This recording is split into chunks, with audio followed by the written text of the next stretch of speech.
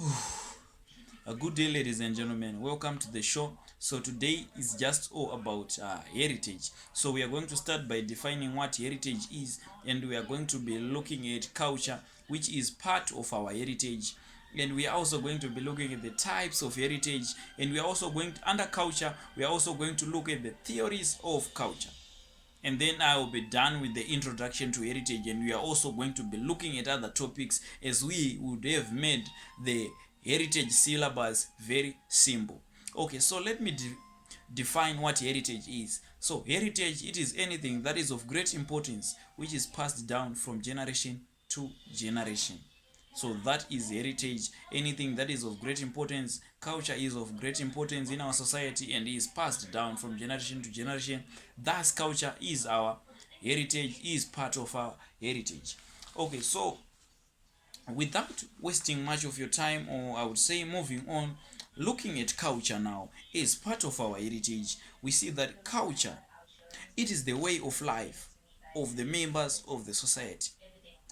Our way of life, the way we are living, the way we are interacting in the society, that's our culture. Folk tales we talk, sort of things, our food, our dressing, whatever it is, that's part of our culture. Monuments, whatever it is, trees, animals, these are part of our culture. Okay, so culture have elements. You should note that culture encompasses norms and values. Culture encompasses language. Culture encompasses symbols. Culture encompasses what, institutions and orals. So I just want to be quick on this. So these are elements of culture which I am talking about. So we have language. Language, it is the using of symbols in order to what, to communicate, like what I'm doing right now. I am communicating with you, but I'm not using Shona, which is what, part of my culture. I'm using English. So the use of these symbols, now you have to look at the importance of what, of language. So we have under culture, we have as another element which is symbols. So symbols, it is anything that can be used to represent something. A symbol can be a gesture, an object, or many things. Let's take for an example kola nut in Nigeria. It is a symbol which is part of their culture, or an element of their culture. They break kola nut in almost every important event. That's what symbols are, an element of culture. Okay, under culture, another element of culture, we have norms. Norms now, these are guidelines on how an individual in a society should behave in an acceptable manner. You to behave very well, it's because of norms. There are guidelines on how you should behave in the society. So that's why we use taboos in the society. We are going to explain further on that again. Okay, so without wasting much of your time, you have to take what, the importance and the disadvantages of norms. Okay, so we have values now. Values, it is anything that is considered to be of great importance in the society. So those are norms for you. So you have to get this and put this in your head. Okay, so we also talk about institutions. Okay, so institutions now, this refers to those structures in the society which enforces different values of particular culture. These institutions now, they include education, family, religion, etc. Okay, without wasting much of your time, you are going to do a further research on this. Another other elements of culture, we have orals, which are synonyms of folk tales, since they are stories which are told or passed down from generation to generation. Those are orals. Another part of what, of or an element of culture. Another element of culture are artifacts. These are many-made materials which gives information about the culture of the creator. Let's say clay pots for an example. Okay, so without wasting much of your time, again I would say let's move to types of heritage. So types of heritage, I think we have four types of heritage which I am going to give you. We have natural heritage, cultural heritage, spiritual heritage, and we have mixed heritage. So you have to know these types of heritage.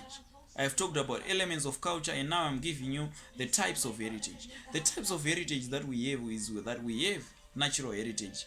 Natural heritage, it is the sum of biodiversity. okay, which includes flora and fauna, ecosystems and geological features. So anything that is just natural, for example, name it, our animals, our plants, our monuments which are natural. Let's take for an example, we have the Vic Falls, it is natural. Okay, so we have cultural heritage now. Cultural heritage, defining cultural heritage encompasses all everything, every part of our culture. It encompasses everything. When I say everything, is that anything that can be identified as part of our culture is resembled by the term cultural heritage. Okay, so cultural heritage now refers to the legacy of anything that is physical or non-physical.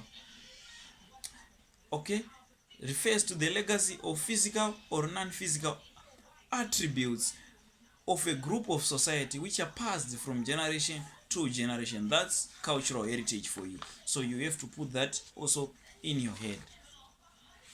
So under cultural heritage, we have intangible heritage, which these are what?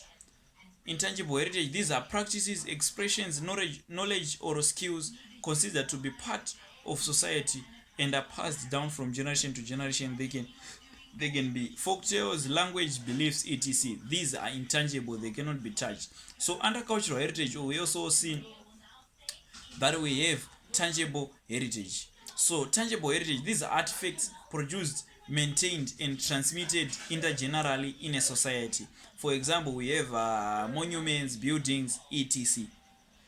Okay, so we also have mixed heritage. This mixed heritage now applies to what? To different cultural groups. This is heritage that applies to different what? In different, applies to different what? Cultural groups. Let's take for example the Zulu language, which we have, which is part of our culture. It is spoken in different countries. It is spoken in South Africa, here also in Zimbabwe, and I don't know other countries.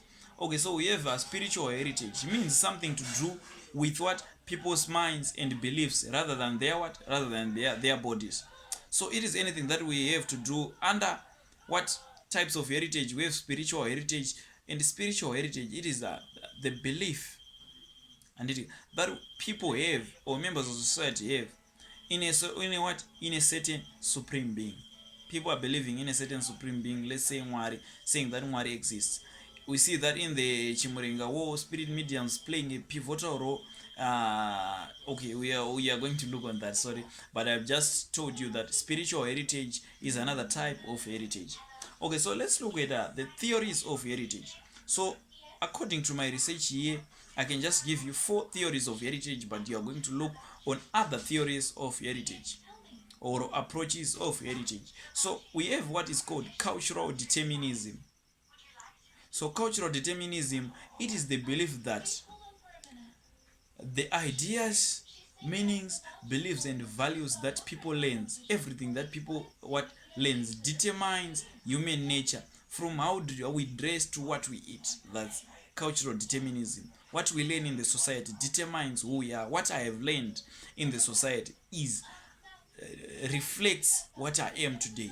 Okay, so that's the first theory, which is cultural determinism, from the word that culture determines. Okay, we also have cultural relativism. It is the idea that a person beliefs, values and practices should be understood based on that person's culture rather than being judged.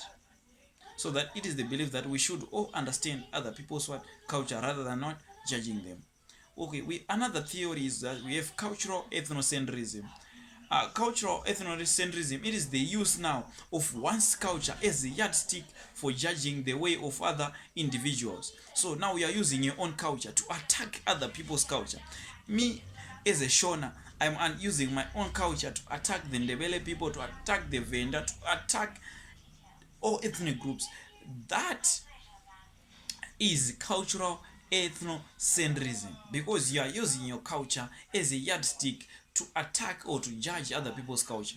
Another theory of culture is that we have what is cultural xenocentrism. So cultural xenocentrism means the tendency of taking people's culture as superior and yours as inferior. So this is the tendency now of taking other people's culture as seeing other people's culture as it is superior and seeing yours as it is inferior in your own what, in your own society. So that's all guys that I have for you today, and I'm really enjoying that my show is now beginning to gain popularity in the society, and I really appreciate you very much.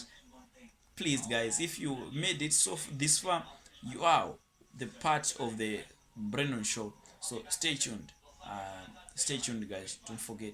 And I'm going to be giving you another topic. That's it. Sure.